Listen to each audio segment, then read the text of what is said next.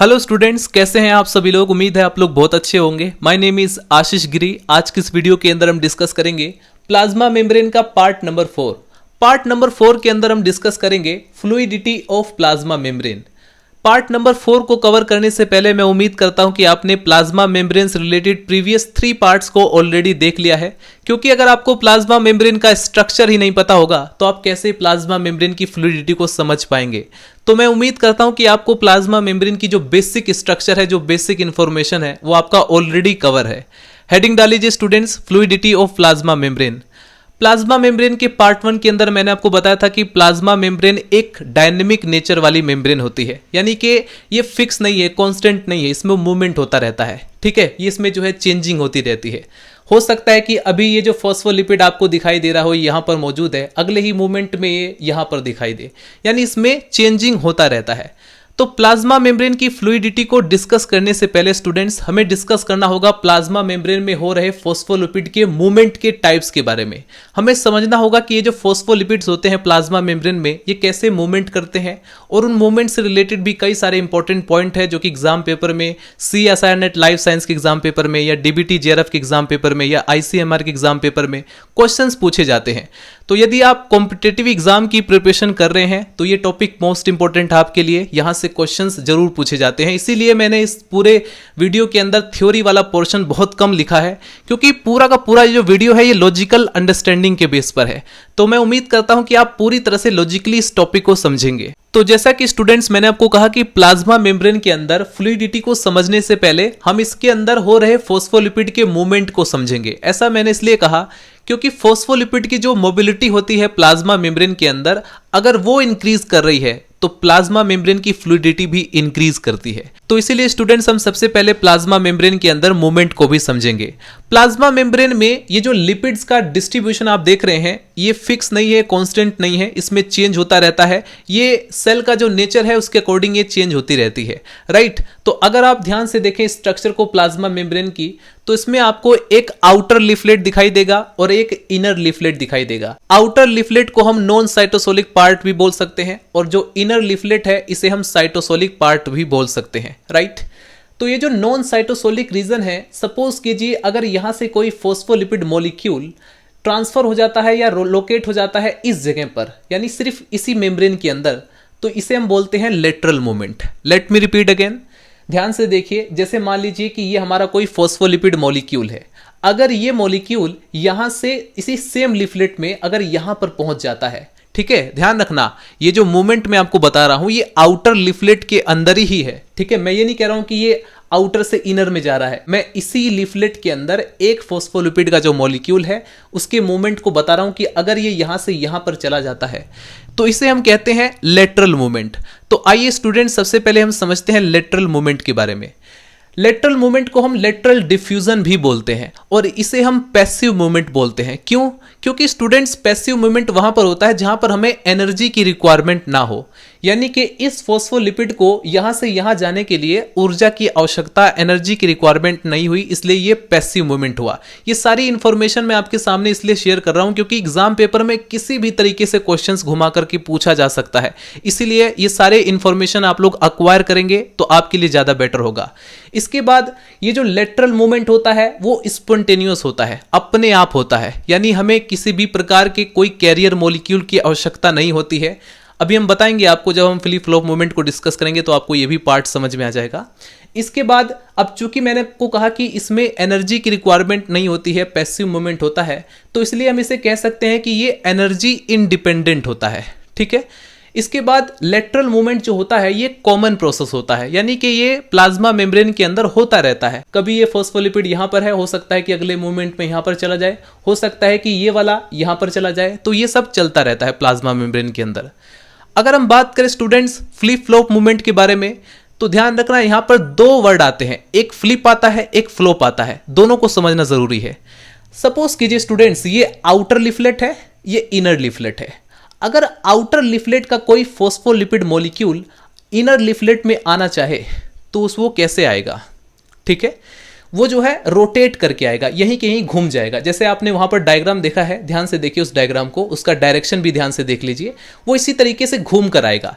लेकिन जरा यहां पर ध्यान से सोचिए, लॉजिकली सोचने की कोशिश करना, क्योंकि पिछली वीडियो के अंदर मैंने आपको बताया है ऑलरेडी कि प्लाज्मा मेम्ब्रेन के अंदर मौजूद जो फॉस्फोलिपिड्स होते हैं, इनमें इसका हेड पार्ट जो होता है वो पोलर होता है और इसका जो टेल पार्ट होता है वो नॉन पोलर होता है, वो हाइड्रोफोबिक होता है। तो सोचिए जरा स्टूडेंट्स, फॉस्फोलिपिड मॉलिक्यूल का ये जो पोलर हेड होता है, अगर ये हाइड्रोफोबिक रीजन के थ्रू जो है पास होना चाहेगा और नीचे मूवमेंट करके यहां पर आना चाहेगा, तो क्या ये आ पाएगा? क्योंकि ये यहीं कहीं घूम करके वापस आ जाता है। ध्यान से देखेंगे फॉस्फोलिपिड मॉलिक्यूल जो होते हैं वो कैसे अरेंज है, वो एक दूसरे के अपोजिट डायरेक्शन में अरेंज है। बीच में पूरा पूरा जो पार्ट रहता है ये हाइड्रोफोबिक होता है, ठीक है, जो कि पोलर मॉलिक्यूल की एंट्री को नहीं होने देता है। तो ऐसे में स्टूडेंट्स हमें एक ट्रांसपोर्टर प्रोटीन की जरूरत होती है। अभी हम उस प्रोटीन को भी डिस्कस करेंगे। तो हमें एक चीज समझ में यहां पर आ चुकी है कि अगर आउटर लीफलेट से कोई फॉस्फोलिपिड का मॉलिक्यूल इनर लीफलेट में जाना चाहता है या इनर लीफलेट से कोई भी फॉस्फोलिपिड का मॉलिक्यूल आउटर लीफलेट में जाना चाहता है, तो उसे एक ट्रांसपोर्टर प्रोटीन की जरूरत पड़ती है। अब यहां पर हम फ्लिप को भी डिफाइन कर लेते हैं। अगर सपोज कीजिए स्टूडेंट्स, आउटर लीफलेट से या नॉन साइटोसोलिक पार्ट से कोई फॉस्फोलिपिड का मॉलिक्यूल साइटोसोलिक पार्ट में यानी कि इनर लीफलेट में आना चाहता है, तो इसे हम बोलते हैं फ्लिप। क्या बोलेंगे इसे हम? फ्लिप। और फ्लिप के लिए हमें जो ट्रांसपोर्टर प्रोटीन की जरूरत पड़ती है उसे हम बोलते हैं फ्लिपेज। ध्यान रखना, ये सारी की सारी इंफॉर्मेशन एक्वायर करके रखना, इसको आप लोग याद रखेंगे। अब ये जो ट्रांसपोर्टर प्रोटीन है ये क्या काम करता है? ये फॉस्फोलिपिड के मॉलिक्यूल को नॉन साइटोसोलिक पार्ट से साइटोसोलिक लीफलेट में लाने में हेल्प करता है, राइट। दूसरी चीज ये नोटिस करेंगे स्टूडेंट्स, यहां पर ये जो फ्लिप मूवमेंट हुआ है यहां पर प्लाज्मा मेम्ब्रेन के अंदर, ये एटीपी डिपेंडेंट होता है, यानी कि इस मूवमेंट को होने के लिए एनर्जी की रिक्वायरमेंट होती है। ये कोई ऐसे ही नहीं है, ये एक अनकॉमन है, बहुत ही रेयरली ऐसा होता है। तो इसलिए आपको ध्यान रखना है, जैसे प्लाज्मा मेम्ब्रेन के फॉस्फोलिपिड में लेटरल मूवमेंट होते रहते हैं, वैसे ये नहीं होता है, ये बहुत ही रेयर होता है, ठीक है। और ये एटीपी डिपेंडेंट होता है, यानी कि एनर्जी की रिक्वायरमेंट होती है और ये अगेंस्ट द ग्रेडियंट जाता है। इसी वजह से स्टूडेंट्स इसे एटीपी की जरूरत पड़ती है, ऊर्जा की आवश्यकता होती है। जब आप पहाड़ पर किसी पत्थर को लेकर जाते हैं तो आपको ऊर्जा की आवश्यकता पड़ती है, लेकिन स्टूडेंट जब आप पहाड़ से पत्थर को छोड़ देते हैं तो वो अपने आप नीचे चला जाता है, वहां पर हमें ऊर्जा की आवश्यकता नहीं होती है। तो ध्यान रखना, ये अगेंस्ट द ग्रेडियंट है, इसीलिए एनर्जी की भी रिक्वायरमेंट हुई। इसे हम बोलेंगे एक्टिव ट्रांसपोर्ट। क्यों हमने बोला इसको एक्टिव ट्रांसपोर्ट? क्योंकि इसमें एनर्जी की जरूरत हुई, इसने जो है एटीपी को यूटिलाइज किया, तभी जाकर के ये प्रोसेस हुआ, तभी जाकर ये मूवमेंट हुआ। एक एग्जांपल के साथ आपको समझाता हूं। आउटर लीफलेट से इनर लीफलेट में जो ट्रांसपोर्टेशन होता है फॉस्फोलिपिड का, जैसे फॉस्फोटिडाइल सेरीन है या फॉस्फोटिडाइल इथेनॉल एमाइन है, इनका होता रहता है।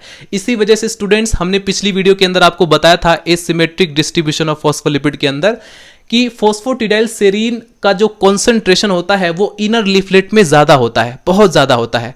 लेकिन सपोज कीजिए बहुत रेयर केस में ऐसा होता है, अगर फॉस्फोटिडाइल सेरीन का अमाउंट आउटर लीफलेट में बढ़ गया तो वो एक सिग्नल होता है, ईट मी सिग्नल, उसकी वजह से स्टूडेंट्स सेल की डेथ हो जाएगी। तो लेटरल डिफ्यूजन के अंदर स्टूडेंट्स हमने सिंपली देखा कि प्लाज्मा मेम्ब्रेन के अंदर चाहे वो आउटर लीफलेट हो या इनर लीफलेट हो, यानी सेम लीफलेट में जो फॉस्फोलिपिड के मॉलिक्यूल्स हैं वो अपनी लोकेशंस को चेंज करते रहते हैं, एक लोकेशन से दूसरी लोकेशंस पर जाते रहते हैं। और ये एक पैसिव मूवमेंट होता है, स्पॉन्टेनियस होता है और एनर्जी इंडिपेंडेंट होता है, यानी कि इसमें ऊर्जा की आवश्यकता नहीं होती और ये बहुत ही कॉमन प्रोसेस होता है।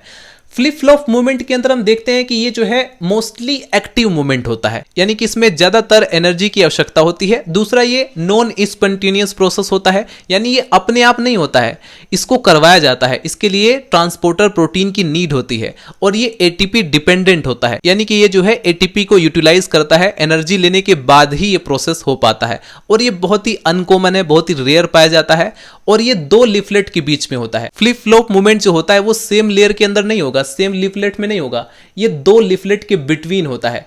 या तो आउटर लीफलेट का कोई फॉस्फोलिपिड का मॉलिक्यूल लोअर लीफलेट में चला जाएगा या लोअर लीफलेट से कोई भी फॉस्फोलिपिड का मॉलिक्यूल आउटर लीफलेट में चला जाएगा। फ्लिप मूवमेंट को डिस्कस करने के बाद स्टूडेंट्स अब हम डिस्कस करते हैं फ्लॉप मूवमेंट के बारे में। तो फ्लिप का अपोजिट है फ्लॉप। फ्लिप में हमने क्या देखा था? आउटर लीफलेट से फॉस्फोलिपिड का मॉलिक्यूल इनर लीफलेट में आ रहा था, ठीक है। अब यहां पर हम बात करें, यदि इनर लीफलेट से कोई भी फॉस्फोलिपिड का मॉलिक्यूल आउटर लीफलेट में जाता है तो इसे हम बोलते हैं फ्लॉप मूवमेंट। फ्लोप मूवमेंट के लिए फ्लोपेज ट्रांसपोर्टर प्रोटीन की आवश्यकता होती है और ये भी एटीपी डिपेंडेंट होता है, यानी कि इसमें भी एनर्जी की आवश्यकता होती है। इस मूवमेंट में भी एटीपी का यूटिलाइजेशन होता है। इसमें आप लोग सिंपली देखें तो साइटोसोलिक लीफलेट से नॉन साइटोसोलिक पार्ट में फोस्फोलिपिड जो है जाते हैं, राइट, यानी साइटोसोलिक से नॉन साइटोसोलिक की तरफ। इसके बाद हम लोग देखेंगे ये जो है एक्टिव मूवमेंट होता है, क्योंकि इसमें एनर्जी की आवश्यकता हुई, एटीपी डिपेंडेंट होता है, इसलिए हम इसे बोलेंगे एक्टिव मूवमेंट। और एक्टिव क्यों है? क्योंकि अगेंस्ट द कॉन्सेंट्रेशन ग्रेडियंट ये जा रहा है, इसीलिए एनर्जी की आवश्यकता पड़ती है। तो ओवरऑल बात करें स्टूडेंट्स, तो ये जो फ्लिप फ्लॉप मूवमेंट है इसमें 3 प्रकार के ट्रांसपोर्टर प्रोटीन हेल्प करते हैं, ठीक है। यही जो 3 प्रकार के प्रोटीन्स हैं ये फ्लिप फ्लॉप मूवमेंट को मीडिएट करते हैं। इनके नाम आप लोग याद रखेंगे। एक है फ्लिपेज, जो कि एक तरीके से नॉन साइटोसोलिक पार्ट से किसी भी फोस्फोलिपिड मॉलिक्यूल को साइटोसोलिक पार्ट में लेकर आता है, यानी लाने में मदद करता है। दूसरा है फ्लोपेज, जिसका फंक्शन हम ऑलरेडी देख चुके हैं। तीसरा है स्क्रैम्बलेज। अभी तक आपको स्क्रैम्बलेज के बारे में नहीं पता होगा, तो इसके बारे में भी मैं आपको बता देता हूं। ये जो तीसरे टाइप का ट्रांसपोर्टर प्रोटीन है ये दोनों में हेल्प करता है, यानी कि आउटर से इनर और इनर से आउटर दोनों में ही ये हेल्प करता है। फ्लिपेज की बात करें तो इसका एक स्पेसिफिक फंक्शन हो गया कि ये बाहर से यानी कि आउटर से इनर की तरफ फोस्फोलिपिड मॉलिक्यूल को लाने में हेल्प कर रहा है। फ्लोपेज की बात करें तो ये इनर से आउटर में फोस्फोलिपिड मॉलिक्यूल को लाने में हेल्प कर रहा है। लेकिन वहीं पर यदि हम बात करें स्क्रैम्बलेज के बारे में तो ये दोनों में हेल्प कर रहा है। तो इसमें जो फोस्फोलिपिड का मूवमेंट होता है ये दोनों डायरेक्शन में होता है, इसलिए हम इसे बोलते हैं बाई डायरेक्शनल, ठीक है। अक्रॉस द मेम्ब्रेन हम देखते हैं दोनों तरफ फोस्फोलिपिड का मूवमेंट होता है, इसलिए इसे हम बाई डायरेक्शनल बोलते हैं। ये एटीपी इंडिपेंडेंट होता है, राइट। हमने यहां पर स्टूडेंट मेंशन किया था कि फ्लिप फ्लॉप मूवमेंट के अंदर मोस्टली एक्टिव मूवमेंट होता है, क्योंकि वहां पर एनर्जी की आवश्यकता होती है। लेकिन यदि हम बात करें स्क्रैम्बलेज ट्रांसपोर्टर प्रोटीन की तो ये एटीपी इंडिपेंडेंट होता है, क्योंकि इसमें ऊर्जा की आवश्यकता नहीं होती है और इसीलिए ये जो है पैसिव मूवमेंट है। क्योंकि जिसमें एनर्जी की रिक्वायरमेंट होती है उसे हम एक्टिव मूवमेंट बोलते हैं, और जिसमें एनर्जी की रिक्वायरमेंट नहीं है, एटीपी की आवश्यकता नहीं है, उसे हम पैसिव मूवमेंट बोलेंगे। और ये जो है अलोंग द ग्रेडियंट है। ये जो स्क्रैम्बलेज ट्रांसपोर्टर प्रोटीन है ये फोस्फोलिपिड को अलोंग द ग्रेडियंट यानी कि ग्रेडियंट के साथ ले जाता है, इसलिए स्टूडेंट्स यहां पर ऊर्जा की आवश्यकता नहीं होगी। अगर आप ग्रेडियंट के अगेंस्ट जाओगे, अगर आप पहाड़ पर ऊपर की तरफ चढ़ोगे तो यानी कि अगेंस्ट जा रहे हो, लेकिन जब नीचे उतरते हो तो अगेंस्ट नहीं जा रहे हो, उसके साथ आ रहे हो। बस यही चीज आपको समझनी है, ठीक है। तो प्लाज्मा मेम्ब्रेन के अंदर स्टूडेंट्स ये 2 इंपॉर्टेंट टाइप के मूवमेंट या डिफ्यूजन होते हैं। एक लेटरल डिफ्यूजन हो गया, एक फ्लिप फ्लॉप मूवमेंट या डिफ्यूजन हो गया। एक और होता है जिसे हम बोलते हैं रोटेशनल मूवमेंट। इसमें क्या होता है, ये जो आपको फोस्फोलिपिड के मॉलिक्यूल दिखाई दे रहे हैं ये अपने एक्सिस के अराउंड ही रोटेट करते रहते हैं इस तरीके से, राइट। तो इससे हमें पता चलता है कि प्लाज्मा मेम्ब्रेन में 3 टाइप के मूवमेंट हो गए, lateral movement, flip flop movement और रोटेशनल मूवमेंट। फाइनली स्टूडेंट्स अब हम डिस्कस करते हैं प्लाज्मा मेम्ब्रेन की फ्लूइडिटी के बारे में। अभी तक हमने मूवमेंट को डिस्कस किया जो कि फ्लूइडिटी को समझने में हेल्प करेगा। देखिए प्लाज्मा मेम्ब्रेन की फ्लूइडिटी की बात करें तो प्लाज्मा मेम्ब्रेन एक क्वाजी फ्लूइड स्ट्रक्चर होती है। अब आपका क्वेश्चन होगा सर ये किस प्रकार की स्ट्रक्चर है?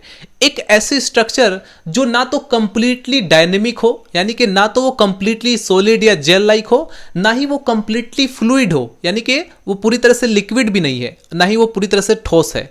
वो इन दोनों के बिटवीन लाई कर रही है, इन दोनों के बीच में है। और ये जरूरी है, प्लाज्मा मेम्ब्रेन का क्वाजी फ्लूइड स्ट्रक्चर होना जरूरी है। क्योंकि सपोज कीजिए, मैं एग्जांपल के साथ आपको समझाता हूं। अगर मान लीजिए स्टूडेंट्स ये जो आपको यहां पर मेम्ब्रेन दिखाई दे रही है, अगर इसमें गैप बढ़ जाए, ठीक है, इस फोस्फोलिपिड और इस फोस्फोलिपिड के बीच इतना गैप आ जाए, इसको मैं थोड़ा मिटा देता हूं ताकि आपको समझ में आ जाए। मान लीजिए इतना गैप आ गया है, ठीक है। अगर इतना गैप आ जाएगा तो बाहर से कोई भी मॉलिक्यूल एंटर कर जाएगा, समझते हो? अंदर से कोई भी मॉलिक्यूल बाहर चला जाएगा, बिना वजह चला जाएगा। यानी कि कोशिका जिन मॉलिक्यूल्स को सेल के अंदर रिटेन करना चाहती है वो मॉलिक्यूल भी बाहर निकल जाएंगे और अननेसेसरीली कोई बाहर से मॉलिक्यूल अंदर आ जाएगा। तो इससे तो बहुत बड़ी गड़बड़ हो जाएगी। क्योंकि प्लाज्मा मेम्ब्रेन का नेचर क्या है, ये सिलेक्टिवली परमेबल होती है।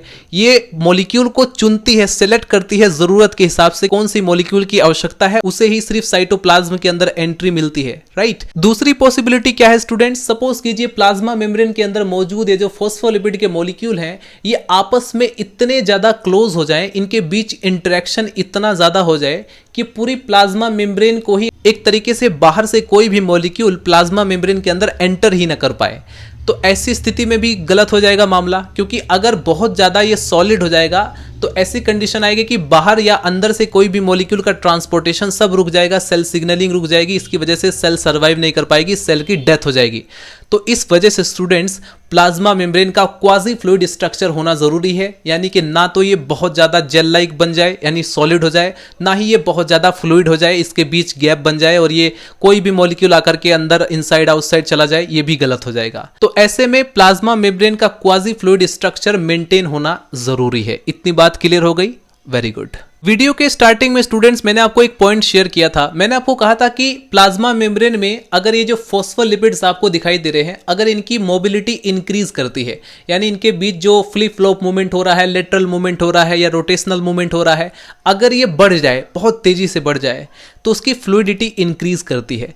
यानी कि जो प्लाज्मा मेम्ब्रेन में जो फ्लूइडिटी होती है ये डिफरेंट फैक्टर पर डिपेंड होती है, राइट यानी कि there are many things which regulate the plasma membrane fluidity, जो कि प्लाज्मा मेम्ब्रेन की फ्लूइडिटी को रेगुलेट करते हैं। अब हम उन फैक्टर के बारे में डिस्कस करेंगे और ध्यान रखना इन्हीं फैक्टर्स रिलेटेड एग्जाम पेपर में लॉजिकली क्वेश्चंस पूछे जाते हैं। नंबर फर्स्ट आता है टेम्परेचर। मान लीजिए स्टूडेंट्स अगर टेम्परेचर बढ़ा दिया जाए तो क्या होगा?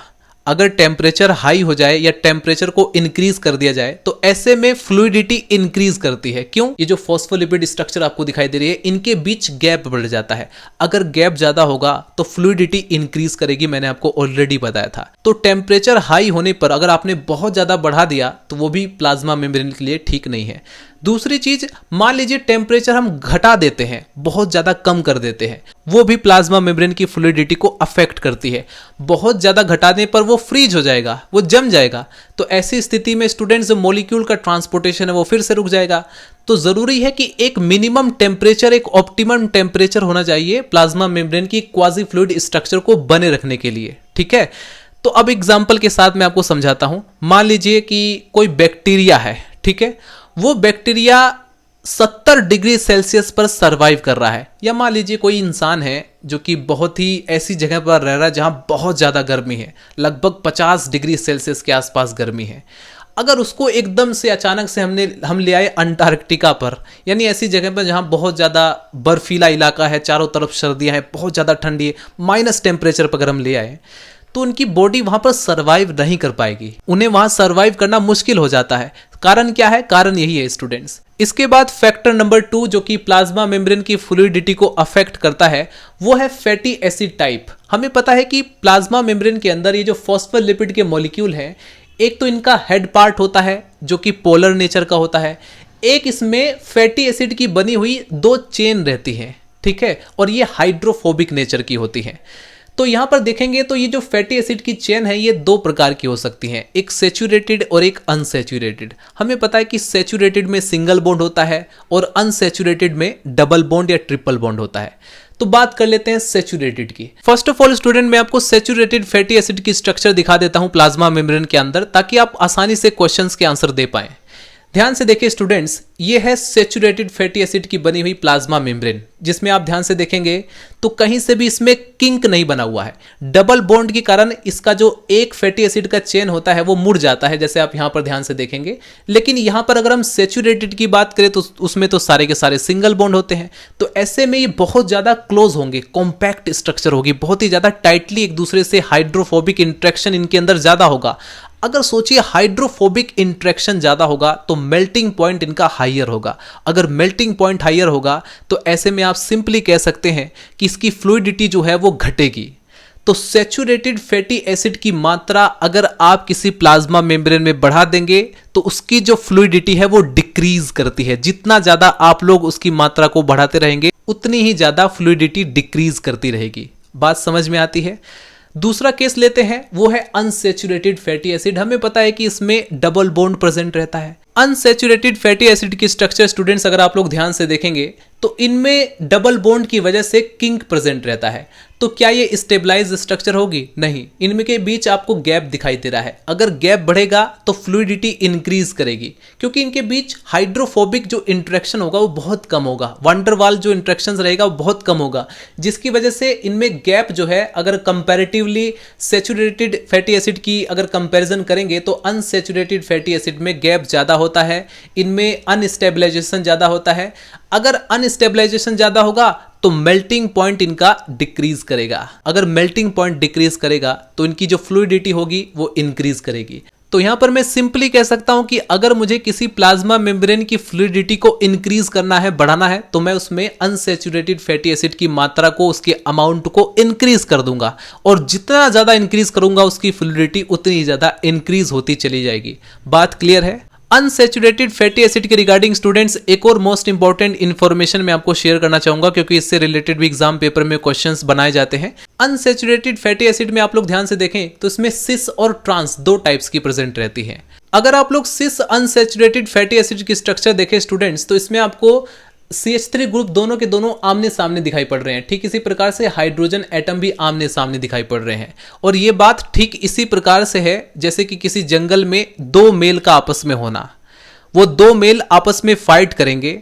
तो इसी तरह से स्टूडेंट्स आपको यह भी समझ में आना चाहिए कि अगर दो मिथाइल ग्रुप, दोनों CH3 ग्रुप आमने सामने होंगे तो उनके बीच जो स्टेबलाइजेशन होगा वो बहुत ही कम होगा। तो अगर यहां पर अनस्टेबिलिटी रहेगी तो यहां पर प्रॉपर किंक का फॉर्मेशन होगा। अगर प्रॉपर किंक का फॉर्मेशन होगा तो मेल्टिंग पॉइंट लेस होगा, जिसकी वजह से हम कह सकते हैं कि फ्लूइडिटी इंक्रीज करेगी।